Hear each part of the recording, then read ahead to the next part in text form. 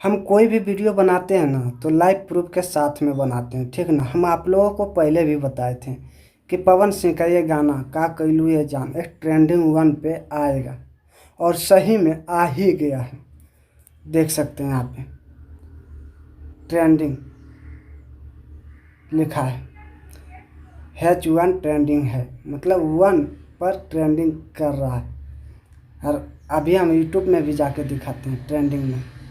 जिससे देखिए हम आए हैं ट्रेंडिंग में, यहाँ पे यह है ट्रेंडिंग। और देखिए एकदम ऊपर में ही है, सबसे ऊपर में देखिए। इसे कहते हैं पावर। ये होता है पावर, असली पावर। तो असली पावर पवन सिंह के पास है भाई लोग। सैड सॉन्ग है, होली का सॉन्ग है और लाजवाब है। अगर आप लोगों ने नहीं सुने हैं ना तो एक बार सुन के देखिए यार, बहुत ही मज़ा आता है ये गाना सुनने के बाद। का कैलू ये जान, पवन सिंह का सैड सॉन्ग, होली सॉन्ग। तो बस जो हम आप लोगों को बताना चाहते थे वो बता दिए हैं। और वीडियो को लाइक नहीं किए तो लाइक कीजिए, सब्सक्राइब नहीं किए तो सब्सक्राइब कीजिए, कोई बात नहीं। वीडियो को शेयर भी कीजिए, ठीक ना।